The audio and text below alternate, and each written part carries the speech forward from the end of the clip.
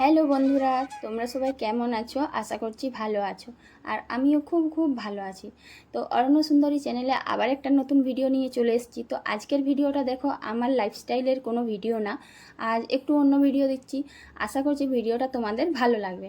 তো পুরো ভিডিওটা তোমরা দেখো, স্কিপ করে যেও না। পুরো ভিডিওটা দেখার জন্য অনেক অনুরোধ রইল। তো দেখো, আজকের ব্লগটা আমি শুরু করছি দুপুর থেকে, মানে ভাত টাত খাওয়া দাওয়া করে দুপুরে যাচ্ছি। আর যেখানে যাচ্ছি তোমরা দেখতে পাবে, ভিডিওটা দেখলে কি সুন্দর লাগবে পরিবেশটা। তো চলো দেখা যাক। এই রাস্তায় যাওয়ার সময় দেখছিলাম যে ওই এখন যে চাষ হচ্ছে, তাহলে তলাগুলো লাগানো হয়েছে। দেখো এইখানে কত পায়রা। এই পায়রাগুলো দেখে না আমার মনটা না খুব শান্তি লাগছিল। এত পায়রা না আমি কোথাও দেখিনি, মানে কখনো দেখিনি এরকম একসাথে এত পায়রা। আর ভিউটা দেখো, যখন পায়রাগুলো উড়ে যাচ্ছিল, আমি এটা ক্যামেরা বন্দি করলাম। তো এত সুন্দর লাগছিল না, পুরো চারিদিকটা গোলভাবে ঘুরে যাচ্ছে। আর পায়রাগুলো যত গোল করে ঘুরছে, আমি ক্যামেরায় তুলবার জন্য আমার ফোন আর আমি একবার এক চক্কর ঘুরে দিলাম গোল করে। তারপরে এই পায়রাগুলো যেখানে ছিল উড়ে আবার সেই বিলের মধ্যেই গেল, কারণ ওখানে যে ধান দেওয়া হয়েছিল তলা ফেলার জন্য, সেই ধানগুলো পায়রা খাচ্ছিল।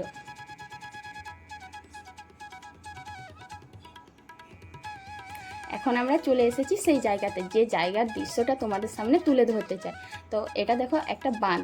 আর এখানেই আমাদের বন্যা হয়েছে, মানে এমনি ঘর বাড়ির ক্ষেত্রে সেরকম অসুবিধা নেই, কিন্তু এই বাঁধে প্রচুর বন্যা হয়েছে। আজ এখানে এসেছি তোমাদের সামনে আমাদের গ্রামে, মানে আমাদের গ্রামে যে বাঁধ আছে, সেই বাঁধের বন্যাটা যে কতটা হয়েছে সেটা তোমাদের সামনে তুলে ধরবো। দেখো, বাঁধে তো এত জল হয়েছিল, মানে এমন বন্যা হচ্ছিল যে এখানে দাঁড়িয়ে ভিডিও করার মতো পরিস্থিতি ছিল না। কালকে প্রচুর জল উঠে গিয়েছিল।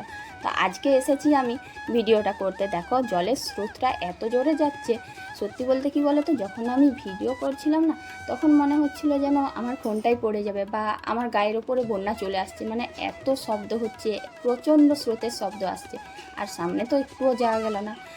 সত্যি বলতে ওখানে যাওয়াও সম্ভব না, মানে যত শক্তিশালী মানুষই হোক না, যেই হোক না কেন, ওখানে দাঁড়িয়ে থাকতে পারবে না।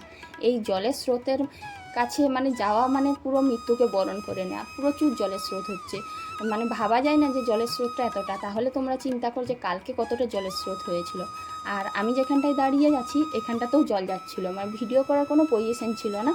আজকে একটু বৃষ্টিটা কমেছে, তার জন্য আজকে এসেছি ভিডিও করতে। আর আমিও এরকম দৃশ্য দেখিনি, তাই চলে এলাম। তো দেখো, এখানটা হচ্ছে মানে বাঁধের জলটা উঁচুর থেকে নিচুতে পড়ছে। কতটা মানে জোরে স্পিড নিয়ে পড়ছে সেটা তোমরা দেখতেই পাচ্ছ। আবার ওদিকে দেওয়াল থেকেও ওইদিকে জল আসছে, মানে ওই দিকটাতেও বাঁধের জল আছে। এই যে উঁচু সিঁড়িগুলো দেখছো না বন্ধুরা, এখানটায় না একটা গেট ছিল, মানে লোহার একটা গেট ছিল, কিন্তু জলের স্পিডের জন্য না ভেঙে গিয়েছে। আর এই যে বাঁধটা, এই বাঁধটা অনেক বড়, মানে এখন হয়তো মনে হচ্ছে অনেক ছোট। আর কচুরিপানাতেও ভর্তি হয়ে গেছে, কিন্তু বাঁধটা অনেক বড়। প্রচুর গাছপালা আর লতাপাতা এদিক সেদিক নোংরাতে অনেকটাই ভর্তি হয়ে গেছে। তো বাঁধের জল এত বেড়েছে না, অনেকেই বলছে মানে পাশাপাশি যে জমিগুলো আছে সেগুলো এতদিন ধরে যদি জলে ডুবে থাকে সব নষ্ট হয়ে যাবে। তা একটা দাদা বাঁধে দেখলাম স্নান করলো। আমি বললাম যে কতটা জল আছে, তো বললো আমি যেখানটায় স্নান করছি এত দূর পর্যন্ত তো স্নান বাঁধানো আছে, কিন্তু তারপরে যদি আমি নামি তো 2 থেকে 3 মানুষের বেশি জল হবে, আর সেটা নামা সম্ভব না। এখন দেখো বন্ধুরা, খুব সুন্দর ঠান্ডা বাতাস বইছে। আর এত জলের মধ্যে চারিপাশে জল গাছপালা, এত সুন্দর আবহাওয়া, এর মধ্যে আমি ভিডিও করব না, এটা কি করে হয়? তাই পরিবেশের সঙ্গে আমিও একটা ভিডিও করে নিলাম। এই অপরূপ প্রাকৃতিক সৌন্দর্যের সঙ্গে নিজেকে যদি না মেশাতে পারি, তাহলে আর ভিডিও করে কী লাভ? তাই নিজেও একটা ভিডিও করে নিলাম। এখন না জলের স্রোতটা খুব বাড়ছে, কারণ আমরা আসার আগে না কিছুক্ষণ আগে খুব বৃষ্টি হয়েছিল। আর চারিদিকে জল এখন নামছে বাঁধটাতে, সেই জন্য জলের স্রোতটা প্রচুর বেড়ে যাচ্ছে। মানে তখন একটু দেখা যাচ্ছিলো সিমেন্টগুলো সামনেরগুলো, আর এখন তো দেখাই যাচ্ছে না। আমি না আসার পর থেকে ভাবছিলাম জলে হাত দেবো, কিন্তু আমার বর আর ছেলে না শুধু ভয় দেখাচ্ছে। তো আমি বললাম কী আছে, জলের মধ্যে যদি চলো যে, আমি তো সাঁতার জানি, তাই একটু জলটায় হাত দিয়ে দিলাম। এই দেখো, একটা ছেলে না পানকৌড়ির মতো বারবার সাঁতার কাটছে। তো বন্ধুরা কি বলো তো, ও যখন অনেকবার ধরে সাঁতার কাটছে, ডুব দিচ্ছে আর দেখতে পাওয়া যাচ্ছে না, কিছুক্ষণ পরে দেখা যাচ্ছে। তো আমি ওর একটা ভিডিও তুলে নিলাম। যেই আমি ভিডিওটা তুলতে গেছি, সেই ও বন্ধ করে দিল সাঁতার কাটা। মানে সাঁতারটা কাটছিল। আর এটাই হচ্ছে গ্রামের ছেলেদের বৈশিষ্ট্য। গ্রামের ছেলেরা তো সব কিছু ভয়কেই সাহসভাবে নিয়ে নেয়। আর দেখো, এত জলের মধ্যে কত সাহস, কি সুন্দর সাঁতার কাটছে। গ্রামের ছেলেরা যে সাহসী হয়, এটাই তার প্রমাণ। তো অনেকক্ষণ ধরেই সাঁতার কাটলো, আমি একটু লুকিয়ে ভিডিও করলাম। এদিকটা দেখো, ওই যে আগে যে দেখালাম ওটা একটা রো, মানে ড্যামে যেরকম জল ছাড়ে না একটা একটা করে রো থাকে, সেই রকম ওই একটা রো আর এটা একটা রো। এটা একটু উঁচুতে, ওই জন্য এটার জলটা দেখো কিভাবে যাচ্ছে, মানে অনেকটা নিচুতে পড়ছে।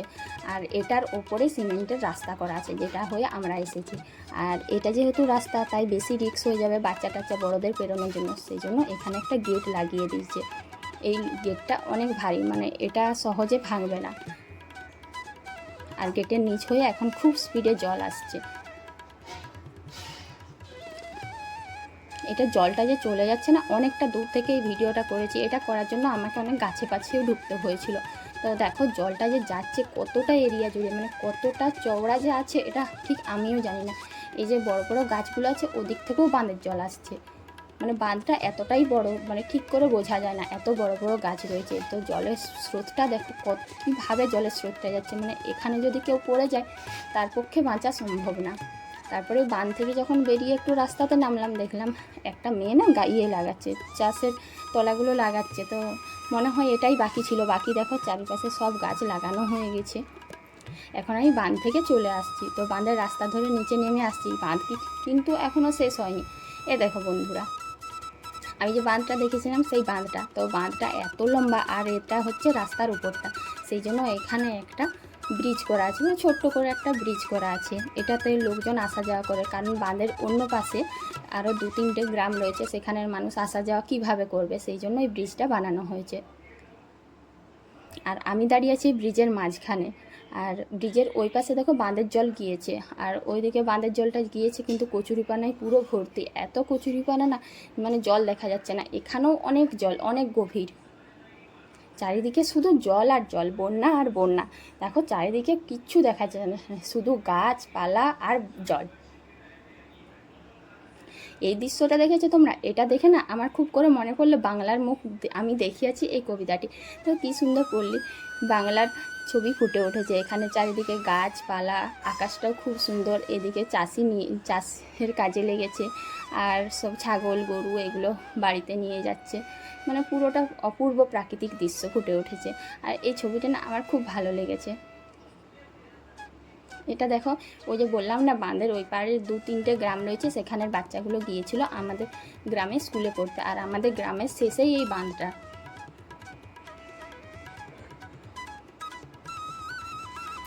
আজকের আকাশটা না খুব উজ্জ্বল পরিষ্কার, আর এখন তো আবহাওয়াটা খুব সুন্দর হয়ে গেছে, বৃষ্টিও পড়ছে না। তো দেখো এত সুন্দর উজ্জ্বল পরিষ্কার আকাশে গাছের ছায়াগুলো কি সুন্দর প্রতিবিম্বিত হচ্ছে। আর এইরূপ অপরূপ প্রাকৃতিক দৃশ্য দেখে না মনটা আমার জুড়িয়ে গেল। এরূপ দৃশ্য দেখলে সত্যি আর কোথাও যেতে ইচ্ছে করে না, মনে হয় এই দৃশ্যগুলোই দেখতে থাকি। তো ছেলে দেখো কীরকম বদমাইশি করছে, বারবার জলের দিকেই চলে যাচ্ছে। তাই এবার আর আমি এখানে থাকবো না, এরপর বাড়ি চলে যাব। আজকের ব্লগটা এখানেই শেষ করছি, দেখা হচ্ছে আবার আগামীকাল। টাটা, ভালো থেকো, সুস্থ থেকো।